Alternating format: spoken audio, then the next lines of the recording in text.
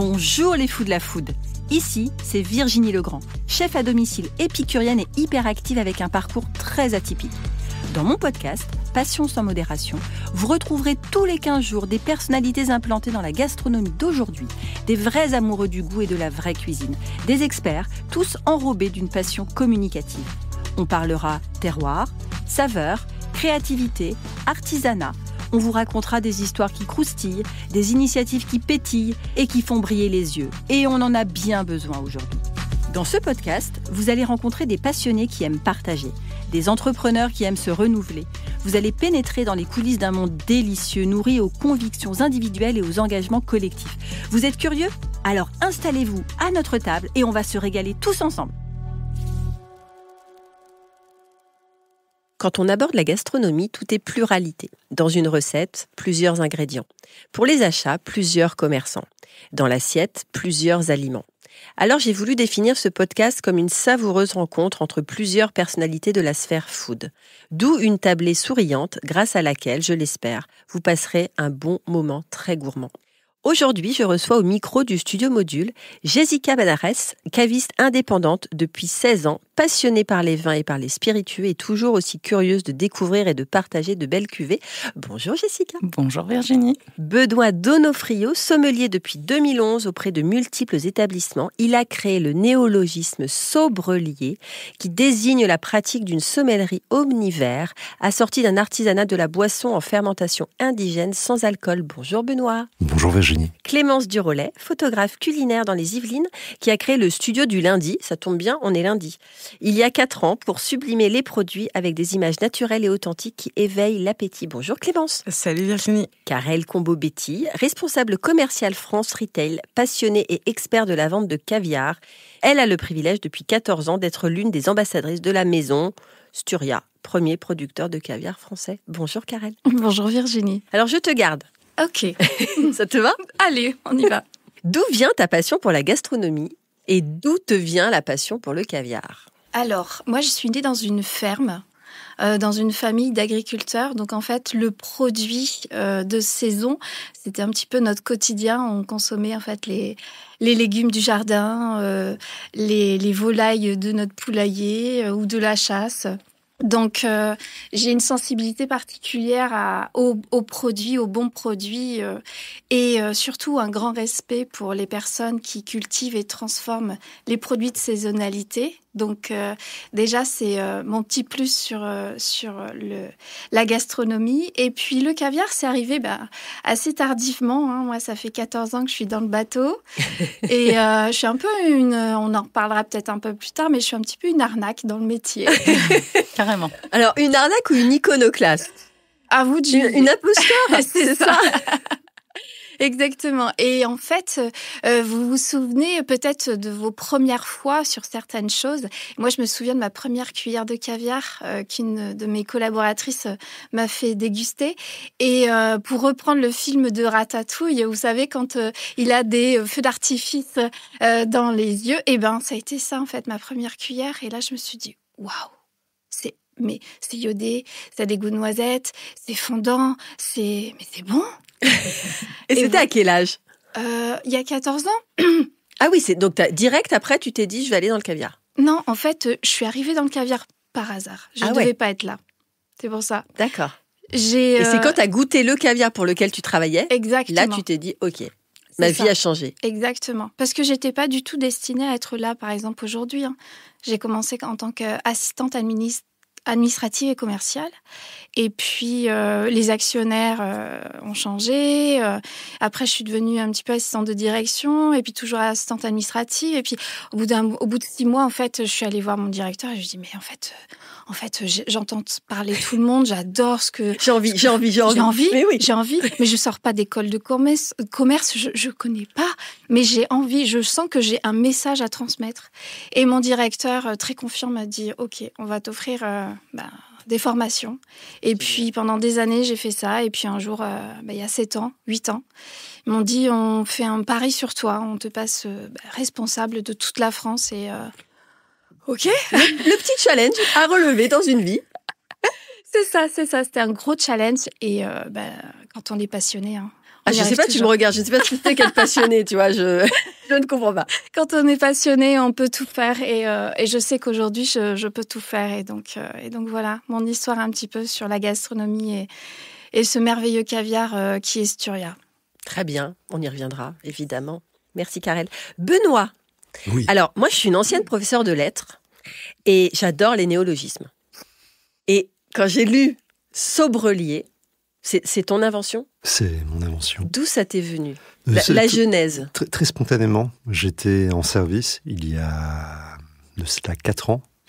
Au mois de septembre, c'était à la reprise de service du restaurant dans lequel j'officiais à l'époque, en plein centre de Paris. Donc en tant que sommelier ? En tant que sommelier. Et il se trouve qu'à l'époque, je m'engageais depuis quelques semaines dans une nouvelle tentative d'abstinence.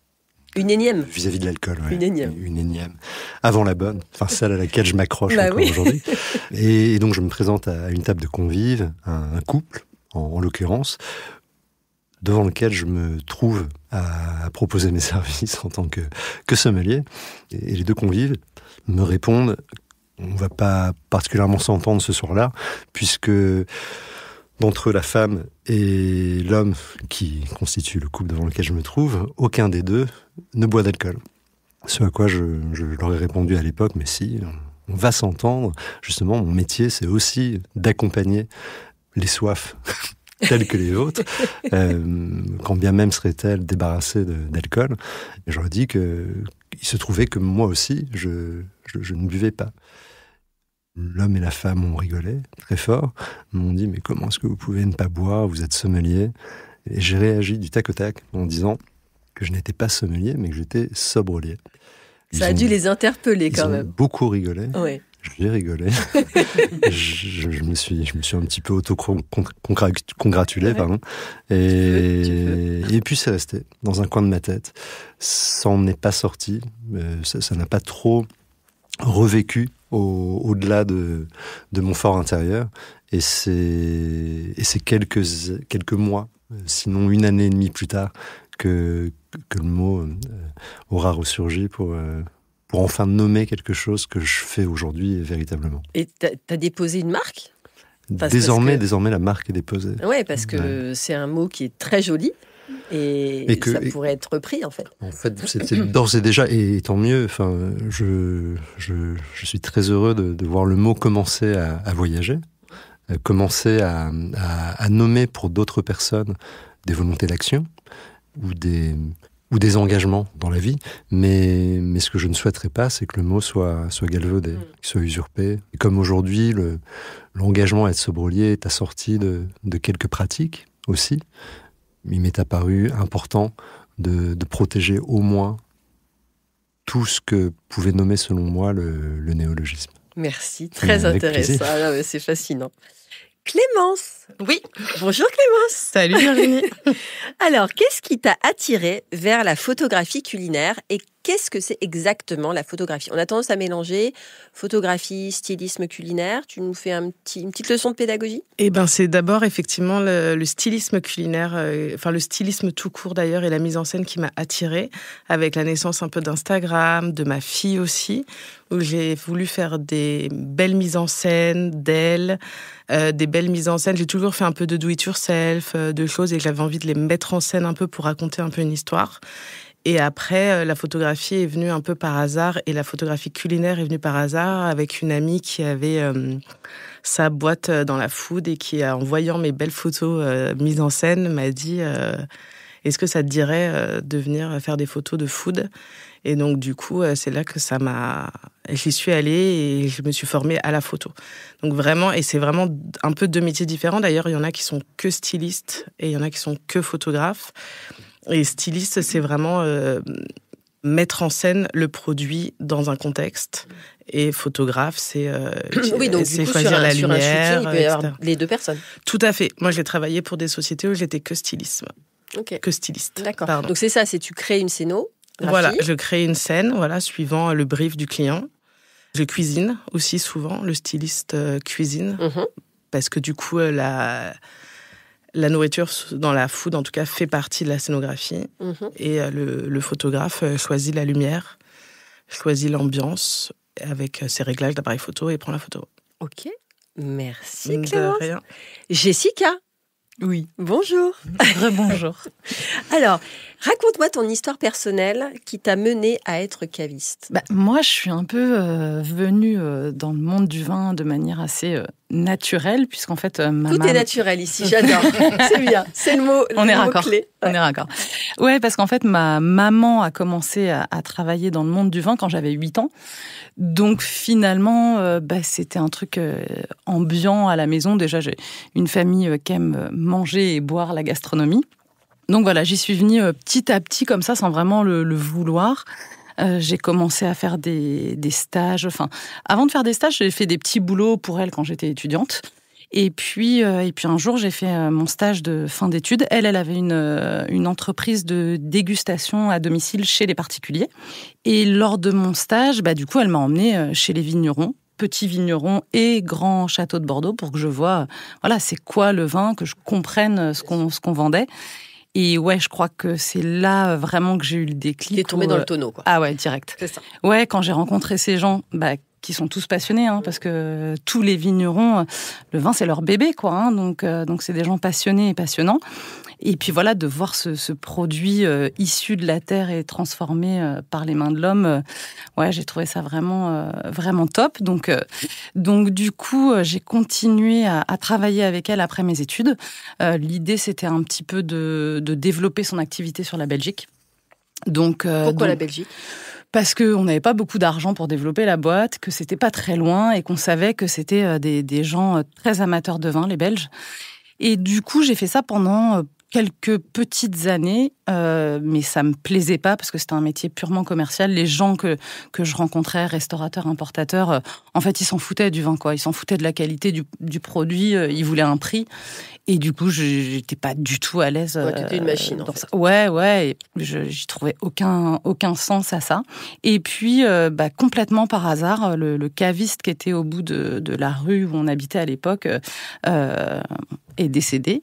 Et du coup, la cave était en vente. Et on s'est dit, tiens, ça pourrait être une nouvelle aventure, ça pourrait être cool.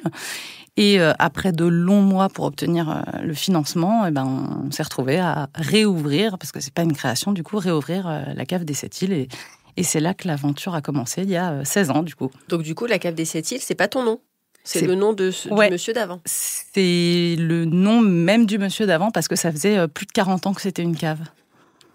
Ouais, longue histoire. Donc, elle se situe où, cette cave ? Elle se situe à Montfermeil, justement dans le quartier des Sept-Îles, puisque en fait, alors aujourd'hui, c'est un centre commercial avec une galerie commerciale ouverte. C'est là que je suis située. Mais il y a 40 ou 50 ans, c'était des petites îles avec les Parisiens qui venaient danser la guinguette, enfin très populaire. Et du coup, le nom du quartier, c'est les Sept-Îles. Donc, d'où le nom, la cave des Sept-Îles. C'est pas moi qui l'ai inventé. Souvent, les gens se disent, c'est par rapport au rhum et tout. C'est moins sexy, mais c'est sympa quand même. Mais tu as du rhum. Ah bah oui, beaucoup de rhum. Exactement. Bon, merci. De rien. Karel, alors, on discutait de ça en off.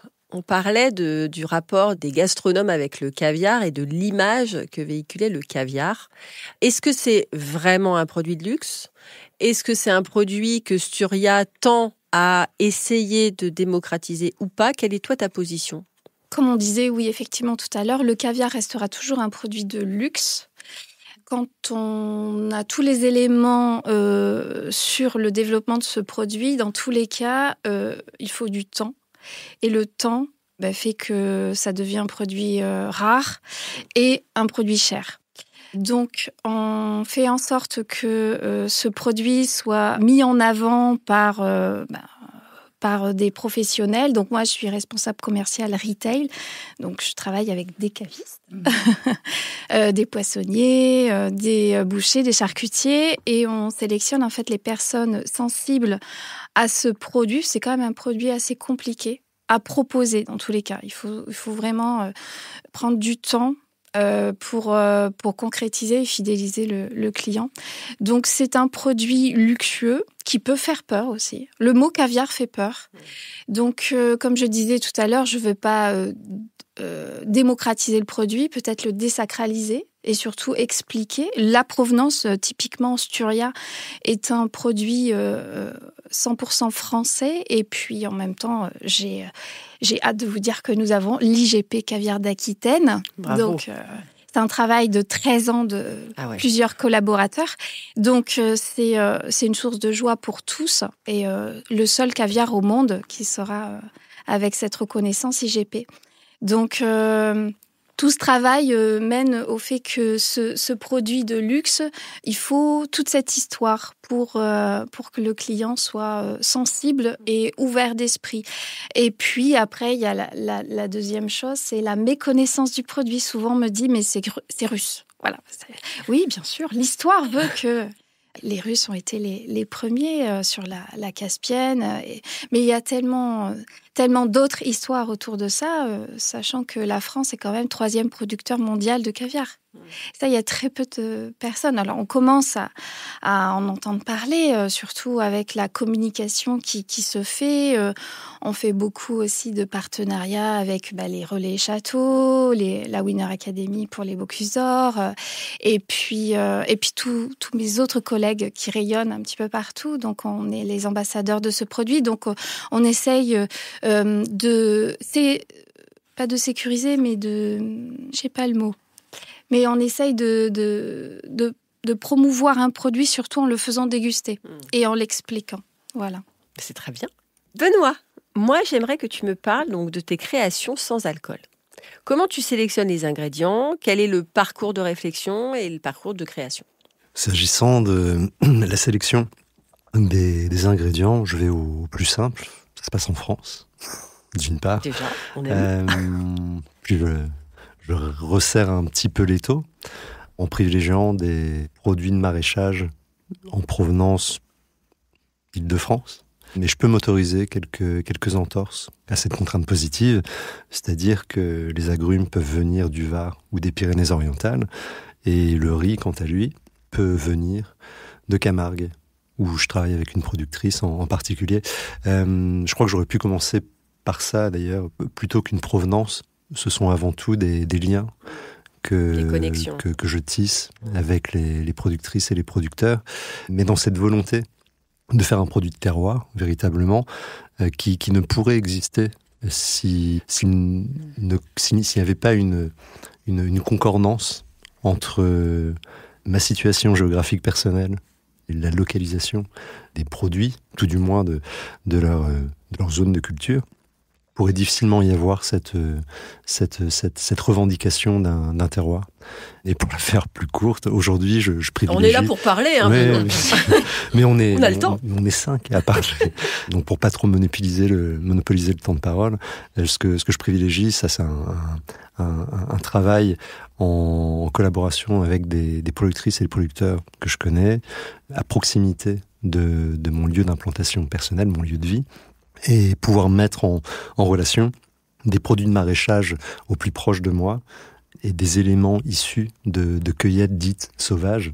Sauvage, le mot est un petit peu emporté pour désigner des feuilles, des fleurs, des baies que je peux cueillir dans les squares, dans les bois ou dans les parcs parisiens, en dehors de Paris aussi, mais j'essaie également de mettre à l'honneur le terroir parisien. Très bien. Et concrètement, une fois que tu as cueilli tout ça, qu'est-ce qu'on en fait? Ça se transforme en quoi? Alors, j'ai parlé de la contrainte géographique pour tenter d'aller au plus proche et également d'exprimer quelque chose de l'endroit que j'occupe et que d'autres personnes occupent avec moi. Il y a également la contrainte de saison, donc je vais sélectionner mes produits en fonction de ce que la nature est en mesure de nous offrir. Et l'autre contrainte pourra être dans un premier temps la contrainte d'un plat à accompagner, pour lequel je vais envisager un profil de boisson. Ce profil de boisson, je pourrais l'envisager à travers le recours à telle baie, telle fleur, telle plante, tel légume, tel fruit. Tout ça, c'est finalement très, très variable. C'est pour ça que j'insiste sur la notion de profil de produit, de profil de boisson. Le profil de boisson pourra certes être atteint en observant la sélection de produits particuliers, mais ce profil sera aussi issu d'une chaîne de procédés techniques appliqués au traitement de tous ces produits. Et la fermentation fait partie de l'une de ces chaînes de procédés techniques. Et tu varies beaucoup dans tes créations, justement ? Aujourd'hui, et depuis maintenant 1 an et demi que je fais un travail de fermentation, naturel et spontané, donc, je suis un rythme de 3 nouvelles cuvées tous les mois. Et ces 3 nouvelles cuvées ne sont jamais les mêmes, que ce soit d'un mois sur l'autre ou d'une année sur l'autre. Si je prends ce que j'ai pu produire au mois de mars ou avril 2024, ça n'a rien à voir avec ce que je suis en mesure de produire au mois de mars ou au mois d'avril 2025, tant les légumes, les fruits, enfin, quels que soient les végétaux que je peux employer, n'arrivent pas toujours au même moment, tout du moins au sein des zones de maraîchage avec lesquelles je travaille. Et là, du coup, ta dernière cuvée, c'est quoi ? Elle s'appelle comment ? La dernière cuvée que j'ai faite, c'est une cuvée que j'ai reproduite, que j'avais donc élaborée l'an dernier, qui s'intitule Tarragone Ball. C'est une boisson à base d'estragon, notamment effervescente. C'est un vrai pétillant naturel. Donc une seule fermentation, prise de mousse au cours de cette seule fermentation qui se finit en bouteille pour encapsuler justement la bulle. Et outre l'estragon, il y a du kumquat, travaillé entièrement. Il y a de la pomme, mais de façon anecdotique, parce qu'il se trouve qu'il y en avait dans une zone dans un verger pas très loin de chez moi. Et qu'est-ce que j'ai utilisé en plus de ça ? Déjà, estragon, kumquat, kumquat, ça me parle. Je me dis, waouh. C'est une boisson que tu conseilles avec quel plat en particulier ? Ben là, pour avoir ouvert une bouteille il y a 1 semaine pour me figurer un petit peu son évolution depuis maintenant quasiment 6 mois que je l'ai produite et 4 mois qu'elle est en bouteille. Je la recommanderais assez facilement avec une huître, par exemple, tout simplement travailler avec peut-être un siphon d'algues, peut-être un siphon d'algues et noisettes, et une huître de type Gilardo justement portée sur cette invité un petit peu. Ou alors huître iodée. Ou alors voilà, huître Gilardo et du caviar légèrement noiseté, plutôt que de mettre le siffon. C'est parfait. Je vais avoir faim avant la fin du podcast. Ah non, mais c'est toujours ça. De toute façon, on enregistre en général entre 10h et midi.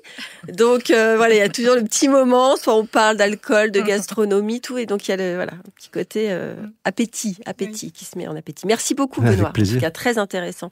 Clémence, quelles sont les tendances actuelles en photographie / stylisme culinaire que tu suis ou au contraire dont tu veux t'éloigner ? Alors les tendances en ce moment pour moi, c'est plutôt tout ce qui est naturel, la spontanéité, les imperfections un peu maîtrisées.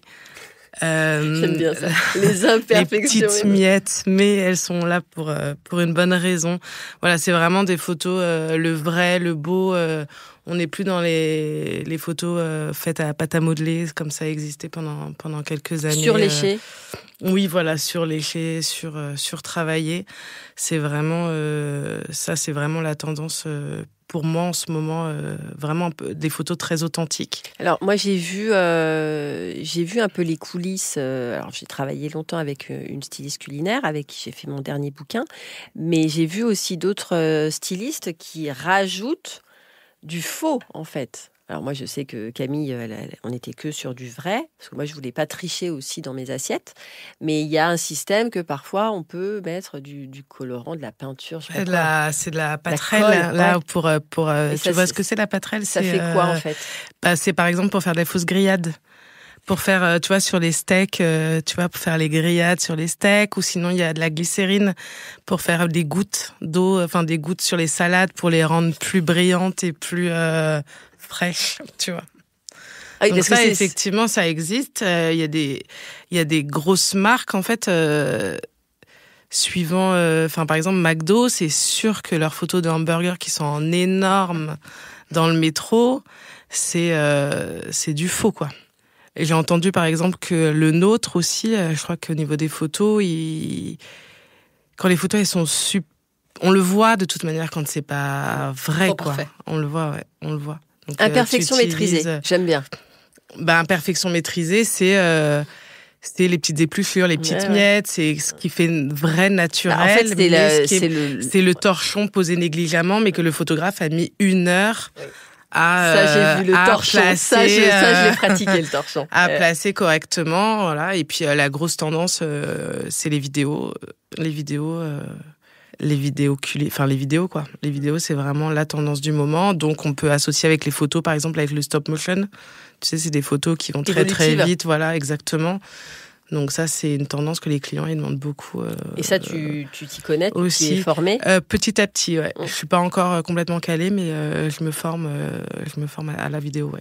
C'est quoi la formation, pardon Est-ce que tu te nourris de ce que font les autres sur les réseaux C'est une belle métaphore, ça. Merci, Karel. Est-ce que tu te nourris des autres? Oui. Je fais une veille un peu constante pour rester inspirée, ouais, tout à fait.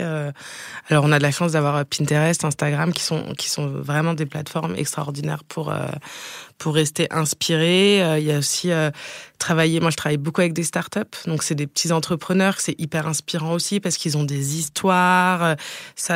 Leurs histoires, elles sont un peu uniques et ça permet d'avoir de nouvelles perspectives et c'est hyper enrichissant de travailler avec eux. Et puis après, moi, j'habite à côté de Paris, je voyage beaucoup, je vais dans des musées. Enfin, voilà, tout ça permet de rester inspirée et puis créative en essayant des nouvelles techniques, des nouvelles lumières, en expérimentant. Ça, c'est exactement comme les chefs, en fait. Parce que c'est vrai que moi, je me nourris aussi d'aller dans des restaurants, de voir les univers des uns des autres. Et puis après, tu te crées ta philosophie, ta patte, ton univers. C'est ça. Dans la créativité, c'est ça qui est hyper riche. En fait. Tout à fait.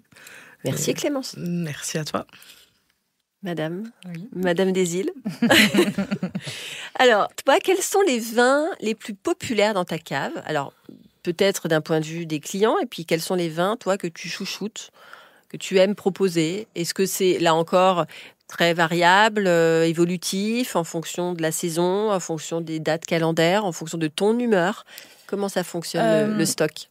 La première question, les vins populaires, donc on va venir me demander, on va dire, ça dépend en fait l'objet de l'achat du client. S'il vient pour faire un cadeau, en ce moment, étonnamment, c'est vraiment les Bourgognes. Je dis étonnamment, non pas pour la qualité de ces vins, mais parce que ces dernières années, il y a eu une inflation énorme sur les vins de Bourgogne et qui font que, voilà, aujourd'hui, c'est vraiment un peu cher pour ce que c'est. Même si c'est des grands vins, aujourd'hui, il faut mettre assez cher pour pouvoir se faire plaisir. Mais il y a une très forte demande quand même sur ces vins-là, malgré les prix. Et après, ça va être différent si c'est des gens qui viennent acheter du vin pour eux ou pour ce week-end. Ils vont un dîner chez des amis, ils ont envie de leur faire découvrir quelque chose qu'ils connaissent pas. Et dans ces cas-là, je dirais peut-être le Languedoc, parce que forcément, Languedoc-Roussillon est une très grande région viticole, où il y a des prix raisonnables, il y a tous les prix, avec des vins assez faciles, gourmands. Qu'est-ce qu'on a comme vin dans le Languedoc-Roussillon, par exemple? Dans le Languedoc-Roussillon, tu vas avoir toute la région des Corbières, des Faugères, des Saint-Chinian, et puis après, les Côtes du Roussillon, le Collioure, pas mal de belles appellations, des Pics Saint-Loup, la Clappe, il y a vraiment de quoi faire, et dans tous les budgets. Donc ça, voilà, je dirais c'est peut-être les deux tendances. Après, ce que j'aime, moi, mettre en avant, c'est même pas tellement une question de saison ou de mes goûts perso. Encore une fois, en fait, ça dépend de la demande de mon client. Moi, ce que je veux, c'est que mon client, il soit content. Et que quand il va offrir la bouteille ou la boire avec ses amis, que ses potes, ils lui disent « Putain, il est trop sympa, le vin que t'as ramené. » Moi, c'est ça le but. Donc, en fait, je vais conseiller en fonction du moment auquel tu participes, quoi. Entre quelqu'un qui vient et qui dit « J'ai un cadeau à faire à un de mes très gros clients. » Ou pareil, comme je te dis « Tiens, je veux faire découvrir un truc à un pote. » Tu vas pas du tout conseiller la même chose. Donc, en vrai, il y a des très bons vins dans chaque région. Donc, oui, il y a mes goûts perso, mais je suis pas là pour conseiller mes goûts perso. Je suis là pour... Et si on sort de la boutique, tes goûts perso, c'est quoi? Moi, j'aime bien les vins généreux. Donc, souvent, qui dit généreux dit assez ensoleillé. Voilà, j'aime bien quand je bois un verre de vin, que ça ait du goût, que ça ait du caractère, que ça ait du soleil. Donc souvent, j'aime bien les vins de la vallée du Rhône, les Languedoc-Roussillon, les vins de Provence aussi. Il y a des très jolis rouges comme des bandoles rouges, ce qui n'est pas ce qu'on vend le plus communément, mais voilà, avec des jolis vins. Pour les vins, ça serait ça. Mais après, il y a des Bordeaux exceptionnels. Tout à fait, je suis d'accord. Ce Karel vient de Bordeaux. Alors, donc l'entreprise qu'avait créée ma mère s'appelait La Cave des vins de Bordeaux. Donc Génial. on était spécialisé sur les vins de Bordeaux, donc je connais vraiment bien et voilà, j'ai vraiment un plaisir particulier avec les Bordeaux, mais je pense qu'on est un pays tellement riche. Alors moi je viens d'Alsace, il y a quand même des jolis. Il y a aussi de très, mais bien évidemment. Oh, oui. Mais toute la Quelqu'un France. d'autre vient d'ailleurs, Jura. Mais non, on a la chance d'avoir un pays absolument incroyable en termes de vin. Donc, faut pas se limiter. Enfin, moi, c'est ce que je dis toujours à mes clients, quoi. Soyez curieux. S'ouvrir, mais bien sûr. Ouais, faut aller voir ce qui se passe, même si on a nos goûts. Après, il faut goûter, quoi. Donc, et même si on est déçu, ça reste une expérience. Exactement. Et après, voilà, on sait comment réajuster. Si t'as un vin de qualité, oui, t'es pas même déçu. s'il est pas à ton goût, c'est pas ton vin préféré. T'as le goût quand même, t'as l'expérience gustative. Ouais, je pense. Merci Jessica. De rien. Alors, l'autre expérience gustative, donc le caviar. Est-ce que tu peux nous raconter comment ça se fait le caviar ? Bien sûr, vous avez 3 heures. Oui. Ok, super. Alors, comme je disais précédemment, il faut du temps. Il faut des esturgeons. Oui, parce que c'est la base quand même, hein ? Les œufs C'est d'esturgeon ça. quand même. Oui. Et il faut des hommes et des femmes passionnés, avec beaucoup de patience. Donc, le caviar, c'est quoi ? Déjà, il faut 2 ingrédients. Il faut des œufs d'esturgeon et du sel. Donc, chez Sturia, nous, on est éleveurs-producteurs, affineurs, sélectionneurs depuis une 30aine d'années. On est situé, donc, comme tu disais tout à l'heure, aux alentours de Bordeaux. On a des piscicultures, on a une écloserie, donc on fait naître nous-mêmes nos propres esturgeons. On fait vraiment de l'œuf à l'œuf.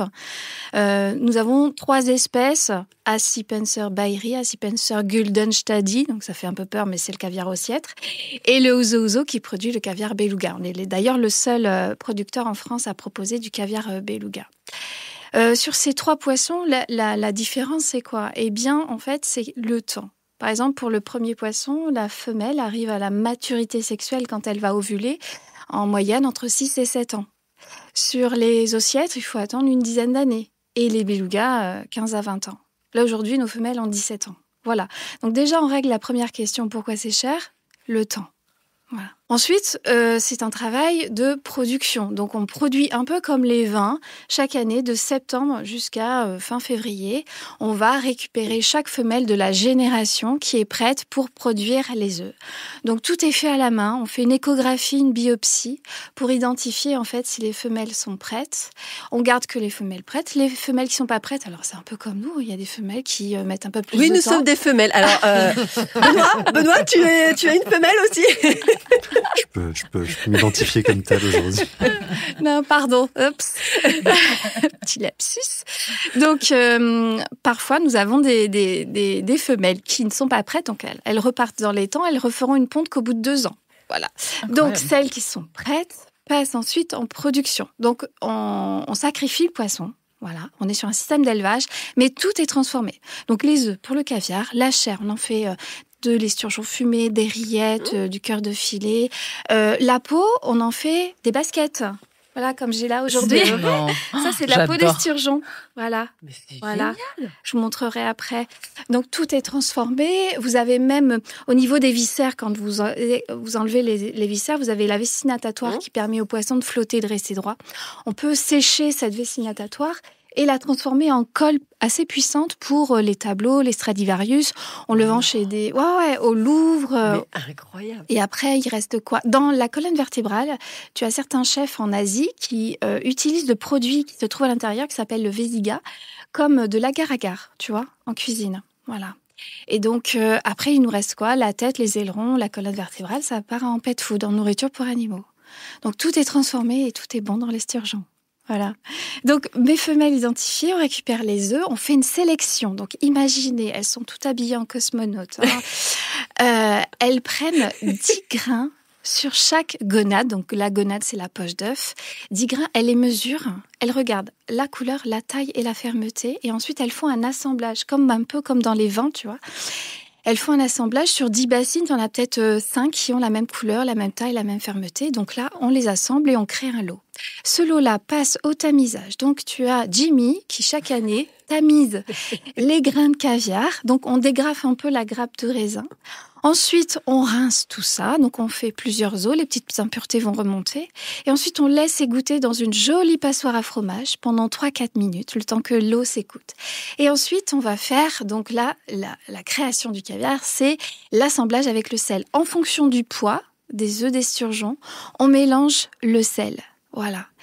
Et là, tu as la magie qui arrive, ça dure moins d'1 minute, le contact du sel avec les œufs, tu as une petite mousse qui arrive, et ensuite ça passe au rempotage, où là, vous avez toute une belle équipe qui est là avec des maris à pâtisserie et des boîtes, et elles rempotent le caviar.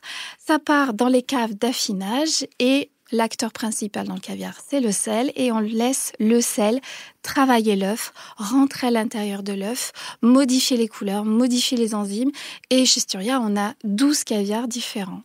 Combien de temps l'affinage ? Alors, tu peux avoir des affinages, surtout sur les bailleries, parce que la membrane est plus fine. Donc, tu as la possibilité d'affiner, par exemple, le primeur, c'est 1 à 3 mois. Donc, on est sur un caviar jeune. Le vintage, c'est un caviar affiné entre 3 et 10 mois. Donc là, le sel rentre à l'intérieur de l'œuf et on est sur des notes plutôt iodées, d'huîtres. Et plus de 10 mois, le sel va jusqu'au cœur de l'œuf et là, tu as des sensations un peu tertiaires, en note tertiaire, de sous-bois, d'algues, de végétal, très puissant. Et après, tu as les ossiettes, on est sur des sans-âge, donc la membrane est plus épaisse, donc le sel a du mal un peu, tu vois, à affiner le caviar. Voilà, sur un petit peu la palette de nos produits. C'est incroyablement intéressant. Ouais. Sachant que j'ai oublié une première étape qui est quand même assez importante, c'est qu'au niveau de l'écloserie, quand on fait naître nos bébés, donc on récupère les œufs des femelles, on récupère à côté le sperme des mâles, on mélange le tout avec une plume d'oie, tout ça. On vide ensuite dans un incubateur, l'eau est à 14 degrés, on injecte de l'oxygène, et les bulles vont mélanger toute la semence et les petites larves vont naître au bout de 7 jours. Voilà. Et ensuite, tu es obligé d'attendre, donc chez nous, 3 à 4 ans pour identifier le sexe. Avant, tu ne sais pas ce que ça donne. Voilà. À la main, à l'échographie. Et on garde que les femelles. Et les mâles, vous finissez en rillettes ou alors on fait autre chose, mais c'est le girl power dans le caviar. J'adore. Et vous produisez combien de boîtes par an ? Voilà, alors, très bien, on est merci, plutôt j'allais sur poser un la question. tonnage. Donc, par an, on peut produire entre 17 voire 19 tonnes de caviar, sachant qu'en France, vous avez, avec 7 producteurs de caviar, une production annuelle de 45 tonnes de caviar. Voilà. Donc, on est premier producteur sur la France avec le caviar Sturia et 3 poissons. Bravo, merci. Je peux poser une question ? Mais Vas-y, bien vas-y. sûr. Et le évidemment. sel, c'est de l'huile de raie ? Non. Et merci pour la question parce que c'est ce que je communique aussi. On est vraiment sur du 100% français cocorico. Alors, on utilise un sel de carrière, un sel minier qui est pur à 99,9% et qui est dans les Landes, à Dax. Voilà. Super. Merci infiniment, Karel. Benoît, alors, est-ce que toi, tu as l'habitude de travailler avec des chefs ? Donc, tu as longtemps été sommelier, donc dans des restaurants avec des accords. Tu proposais donc des accords mets et vins. Et là, pour tes cuvées, donc sans alcool, comment ça se passe, les accords ? Bien, j'ai commencé à faire mon travail de sommelier. Je reviens, petite parenthèse, Bien sur sûr. le travail de sommelier. Le travail de sommelier, c'est donc celui d'un sommelier, mais augmenté. Donc, je ne me suis pas départi du travail au regard de ma sélection, de ma proposition de boissons alcooliques, mais j'ai simplement agrémenté d'une proposition qui incluait d'autres profils de boissons qui, elle, était totalement dénuée d'éthanol. Ceci étant dit, ça fait maintenant quasiment 3 ans que j'ai entrepris de faire cette place particulièrement importante aux boissons non alcooliques dans ma proposition au restaurant dans un premier temps. Et j'ai accompagné pendant quasiment 1 an une chef lors de 2 résidences éphémères consécutives à Paris, en salle. Et ces boissons que j'élaborais, je les élaborais sur mesure pour accompagner des plats en particulier qui correspondaient à une séquence d'un repas en 7 temps. 5 ou 7 temps. 7 temps pour la première résidence, 5 temps pour la deuxième. Mais aujourd'hui, je continue à proposer ces boissons dans des restaurants qui peuvent goûter les quelques cuvées que j'ai disponibles, qui les sélectionne avec une idée en tête d'association bien précise. Mais il se trouve que j'ai moins la main aujourd'hui, comme je ne suis plus assigné à un restaurant en particulier. C'est plus moi qui ai la main sur les accords à privilégier entre un plat et l'une de mes cuvées. Mais je peux m'autoriser, si on me le demande, à soumettre une suggestion. Qu'est-ce que je peux dire d'autre?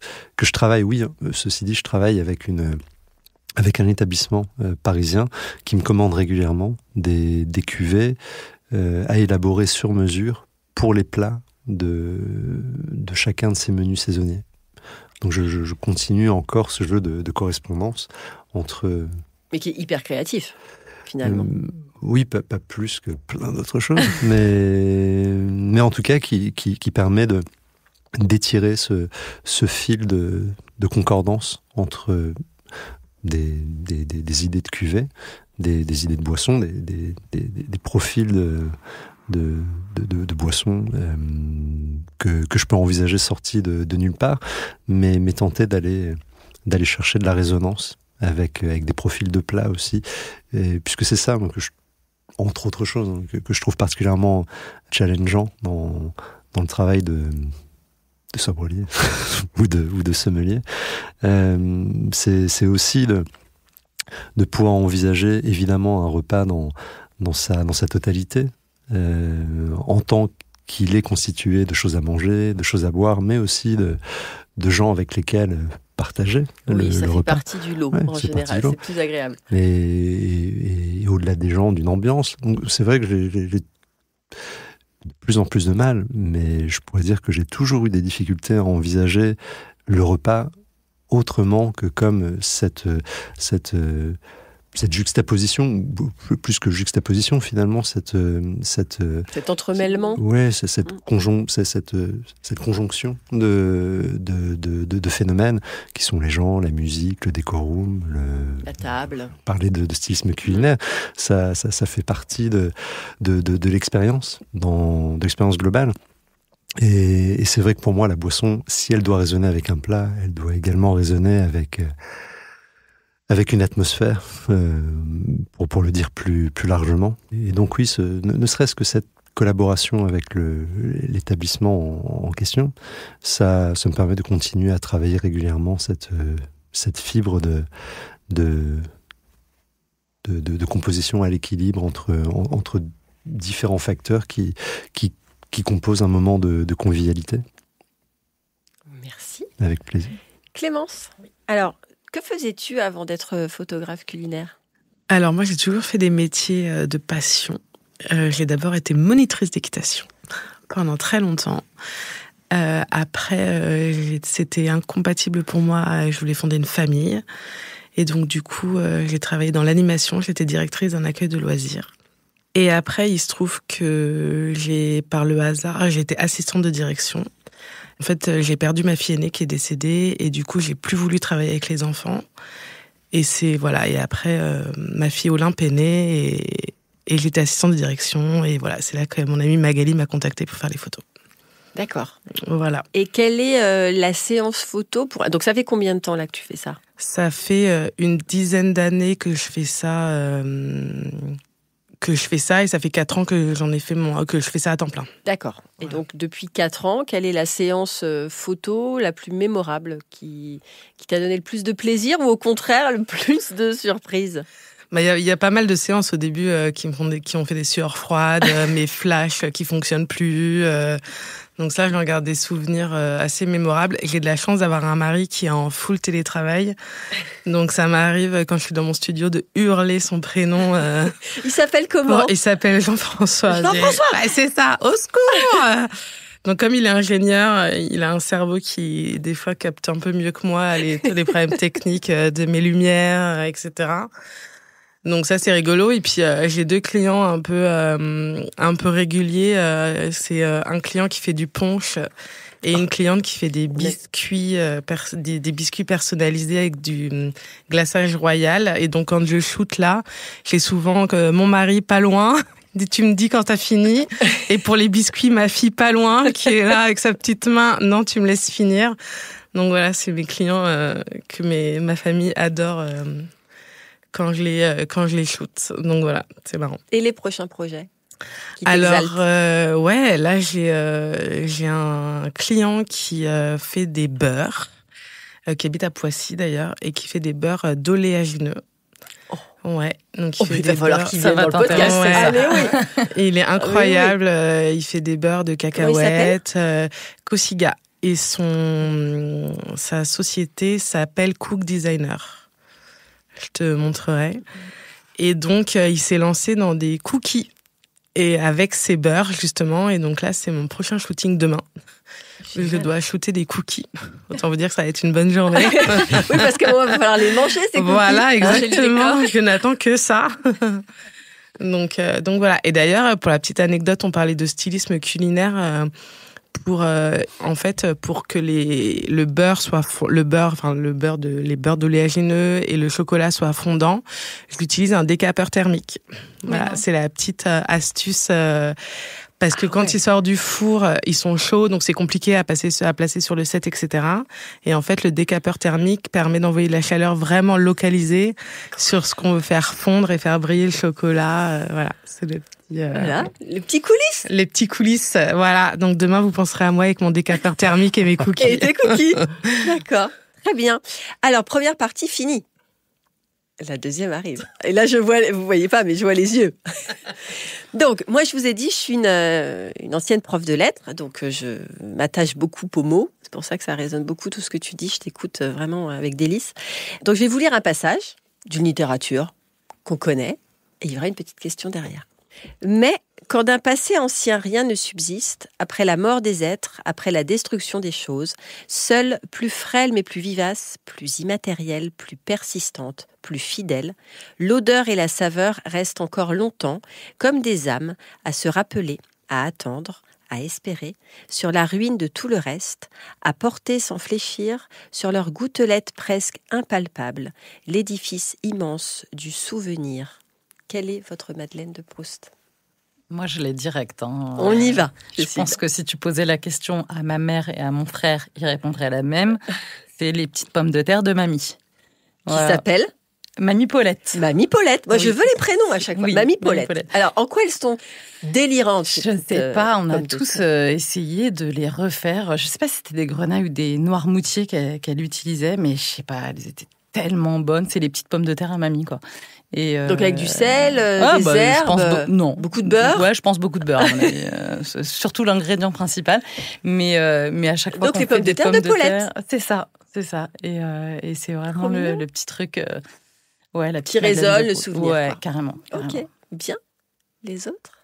Moi, c'est la confiture d'abricot de ma grand-maman qui s'appelait Maryse. Qu'elle faisait dans notre maison de famille à Mérindol, à côté de Cavaillon, à côté de Cavaillon. Le Vaucluse. Voilà, dans le Vaucluse. Non. Oui, dans le Vaucluse, dans Luberon. Pardon, excusez-moi. Et en fait, elle faisait sa confiture d'abricot maison, et dans mon souvenir, elle cassait le noyau d'abricot et elle récupérait l'amande et elle en mettait, et on faisait ça nous. En fait, c'est nous qui faisions ça enfants. On récupérait l'amande et elle en mettait quelques-unes dans ses confitures. Et j'en garde un souvenir vraiment hyper ému de ces confitures-là, d'abricot. Alors moi, c'est pas très glamour. Mais on ne juge pas, Karen. On ne juge pas. Mais c'est quelque chose qu'on faisait quand j'étais toute petite. Donc, comme je vous disais, j'ai vécu dans une ferme. Quand on faisait la saison du cochon, à la fin, ils faisaient une sauce, en fait, comme un peu du boudin noir. On mangeait ça avec des pommes de terre et des endives. Et ma mère, chaque année, quand elle vient à Noël, fait en sorte de m'amener ce petit produit qu'on voit encore très rarement. Alors, un peu en Charente-Maritime, parce qu'à la base, je suis charentaise, mais il n'y en a pas partout. Et quand on fait la cochonaille, voilà, c'est pas très, très glamour. Mais pourquoi ? Mais ça donne envie. Moi, j'adore le boudin. Ah, mais c'est quelque chose qui... mon mari aime pas trop ça. Mais moi, je me fais La double ration, du coup. Oui, exactement. Voilà. C'est ça. Je me fais ça, mais j'adore. On sent. Benoît. Ma Madeleine de Proust, ce serait l'odeur du café que préparait l'une de mes tantes. Le café qui était servi en fin de repas ou en fin de journée, quand on pouvait aller lui rendre visite le dimanche soir. Et c'était assez... Aujourd'hui, avec le recul, je crois que ce qui me plaisait, c'était d'avoir cette odeur très réconfortante d'une boisson que j'aurais pas pu supporter à l'époque, d'avoir cette odeur réconfortante qui accompagnait un moment de rupture, de cassure. Ça marquait finalement la fin d'un repas ou la fin d'un week-end, avec la reprise de la semaine d'école. En fait, il y avait cette odeur accompagnée finalement de façon réconfortante le moment du retour au charbon. Mais je crois qu'aujourd'hui, c'est quelque chose que j'ai essayé de reproduire. Ça marche pas, évidemment. Mais j'ai récupéré le service à café dans lequel ma tante le servait. Très bien. Ouais. Super. Bien. Une autre question. Y a-t-il une personne, je pense que vous en avez une, mais trouvez-moi une personne avec qui vous aimeriez dîner. Une personne publique décédée ou vivante. Mylène Farmer. Très bien. Très bien, ok. Brad Pitt. Ah oui, on est carrément dans la demande. Lenny Kravitz. Il est en concert. Oui, il est en concert. Je sais. Il est à Paris. Moi, ce serait Jean-Paul Belmondo. Ah, super. Très bien. Ah, c'est drôle parce que c'est une nouvelle question que je fais et ça permet de voir aussi. Moi, j'étais plus dans notre domaine, dans notre milieu, non, mais bon, t'as lancé non, on peut partir non, très très loin. Quelle est la plus belle leçon que vous avez apprise grâce à la gastronomie ? L'humilité. Moi, je dirais, c'est mes collaborateurs qui travaillent avec patience, comme je disais, les pisciculteurs, les artisans de l'atelier, les équipes au bureau logistique. Souvent, comme je vous disais, le mot caviar fait peur, mais derrière, en fait, il y a toute une équipe des collaborateurs très humbles et qui font un travail assez dur, surtout chaque saison dehors pour les poissons, les nourrir et puis les mains dans le froid. Exactement. Bon, ils sont super musclés et bronzés l'été, hein. Mais oui, le côté humble. C'est très bien de l'avoir rappelé comme ça. Merci. Merci, Karel. Les autres ? Moi, je pense au partage, en fait, quoi. Parce que, oui, pour moi, tout ce qui est lié à la gastronomie, c'est lié à un moment de convivialité, de partage, que ce soit ensemble autour d'une table ou avec justement les gens qui cuisinent, les gens qui font le vin. Tout est une question de partage. On fait les choses pour les autres, je pense, pour les partager avec les autres. Donc c'est ce qui me vient à l'idée, en tout cas. Moi, je te rejoins assez sur le partage. Ça me parle aussi beaucoup, ouais. Benoît ? Pour moi, ce serait la patience. La patience à faire, à produire sur un temps long. La patience à tenter de comprendre ce que les convives veulent vivre comme expérience au restaurant, la patience à élaborer un plat, à vivre un très long repas aussi sur plusieurs heures pour laisser une cuisine dérouler tout son propos dans les meilleures conditions possibles. Ouais. Mais après, c'est beau. Partager l'humilité. Je pense que si vous ne l'aviez pas dit et si j'avais pas cette urgence de faire l'original, j'aurais répondu autre chose. Super, très beau. Alors, on va rentrer plutôt dans le concret. Quel est l'aliment qu'il y a toujours dans votre réfrigérateur ? Du café. Et si on sort du taf ? Alors, ce qu'il y a toujours dans le réfrigérateur, alors, des légumes. Voilà, il y a toujours des légumes. On est assez sportif avec mon mari, donc on fait attention. c'est pas très... Des légumes, des yaourts. Bah, c'est bien, tu peux faire plein de choses avec des légumes. Ah oui, bien sûr. Bah oui, pas obligé d'avoir du gras tout le temps. Alors avant, il y avait beaucoup de gras, tu sais, au samoile. Ah oui, donc là, t'es dans le gras. Ah oui, c'est... Ah oui. Oui, ça fait 1 an qu'on fait un petit peu plus attention. Donc, mais on est des gros gastronomes, on aime bien manger. Mais maintenant, on essaye de manger différemment et puis surtout d'utiliser des produits de saison. Donc là, on est à fond sur les légumes. Ouais. Tu entends mon mari sur les légumes? Je répète, je parle beaucoup de légumes. Benoît? Je n'ai pas de réfrigérateur. Mais dans mon placard, d'accord. J'ai toujours du pollen. Ok. Ah oui, c'est original. Ah oui. Et je mange d'autres choses, hein, évidemment. J'ai pas un régime dissocié uniquement à base de Ça donne pollen. envie de venir manger chez toi. Ouais, c'est cool. Non, j'ai pas de réfrigérateur. Mais oui, c'est super. Ouais. Ça fait un moment que j'ai pas fait de cure de pollen, mais j'en mange régulièrement à l'envie. Et parce que j'imagine que ça intrigue, je n'ai pas de réfrigérateur parce que je me suis engagé vis-à-vis de moi-même depuis quelques années maintenant à finalement faire mes courses sur la base de ce dont j'avais véritablement envie au quotidien. Donc, pas de conservation. Ouais, ou conservation, mais par la fermentation. Voilà. Conservation en fonction des températures qu'il fait dehors et à la maison. Mais parce qu'en hiver, t'as le frigo dehors. Ouais, puis comme je chauffe assez peu à la maison, on a une température qui oscille entre 16 et 18 degrés en hiver. On est loin des îles. Ah ouais, non. Mais en ce moment, il fait très bon. Oui. Très bien. Il nous manque... Toi? Du fromage. Ouais, toujours. Du fromage. Et toi, t'as pas répondu du coup? Non, j'ai pas répondu, mais même réponse. Alors, j'en ai pas tout le temps dans mon frigo parce que comme Karel, je fais gaffe et que si j'ai du fromage, je le mange. Mais ce que je pourrais avoir tout le temps, bien évidemment, du fromage. Quoi. Moi, je suis une mère fromage. C'est-à-dire fromage et vin en plus. Et pain. Ah ouais, c'est vrai. C'est vrai. Très bien. Quel est le plat régional auquel vous ne pouvez pas résister? Il faut en donner qu'un. Un bœuf bourguignon. Ouais, un bœuf bourguignon. C'est ce que j'ai mangé hier soir. D'accord. Très bien. C'est régional de France? Ah non, pas du tout. Moi, c'est le couscous. Bah voilà, parfait. J'adore ça. Parfait. Plat ou spécialité? Spécialité, si tu veux. La crème de marron d'Ardèche. Ah là. Ouais, ça c'est bon. Ça. Je pourrais en descendre des pots. Avec son petit regard coupable. Mais complètement assumé en fin de compte. Complètement décomplexé en même temps. Je sais pas, moi, il y a tellement de trucs que j'aime, c'est l'horreur.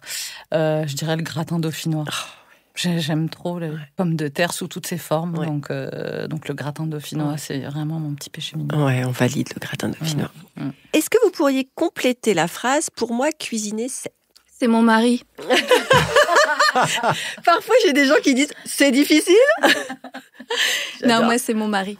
Qui s'appelle? Ah, pardon, il s'appelle Sébastien. Sébastien, tu cuisines des légumes maintenant. Oui, non, c'est mon mari. En fait, je sais très bien goûter. J'ai plus une tendance à faire de la pâtisserie que la cuisine. J'ai tenté, mais mon mari m'a dit stop. Je vais me mettre au fourneau. Donc la cuisine, c'est lui. Et c'est pas Schmitt. Non, ça fait très. C'est Sébastien, c'est Seb. Voilà, la cuisine, c'est bien. Clémence? Moi, pour la petite histoire, donc quand ma fille aînée est décédée, ma psy de l'époque m'avait dit de faire quelque chose de mes mains qui me détendent un petit peu. Donc, j'aurais pu faire des puzzles par milliers, mais il se trouve que j'ai cuisiné. Et en l'occurrence, j'ai fait des crumbles. Au point que plus personne à la maison ne peut manger de crumbles maintenant. Je pense que je faisais un crumble tous les soirs. Je les ai tous, tous les jours. Enfin, salé et sucré. Je l'ai tout essayé. Je suis vraiment la queen du crumble. Mais du coup, voilà, ça me ramène un peu à ça, moi, cuisiner, à me vider un peu la tête, à me détendre, à penser à autre chose. Ouais, c'est un peu thérapeutique, complètement. Ouais. Bien sûr. Benoît? Cuisiner, c'est fun. C'est vrai. Il faut que ça demeure récréatif, quelles que soient les ambitions. Enfin, il faut s'amuser. trouve que c'est ça, ouais. Cuisiner, c'est s'amuser. Ouais, pour rester dans...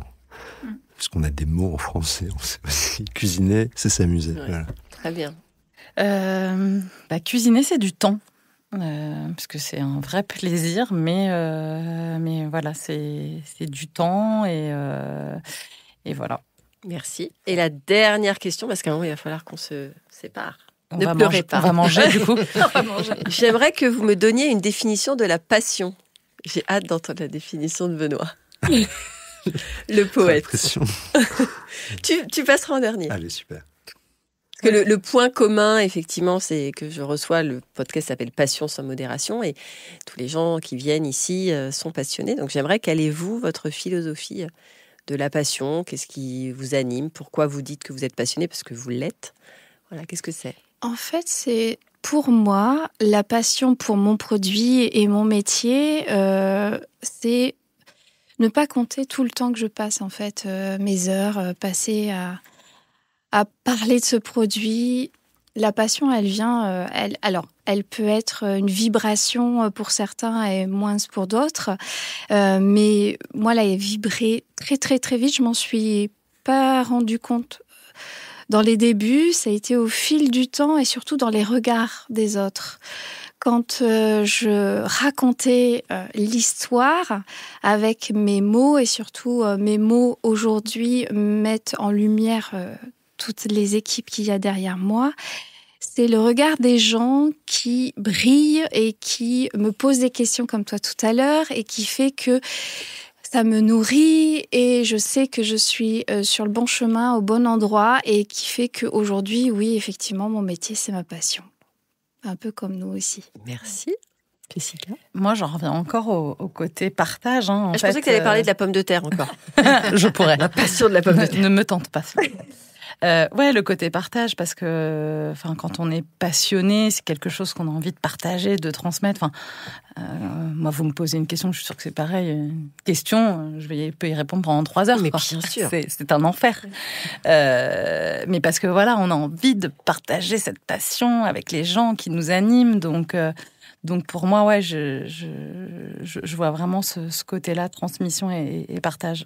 Clémence? C'est aussi tout à fait, je te rejoins encore pareil, une fois. Ouais, c'est ça, cette notion de partage et cette notion aussi.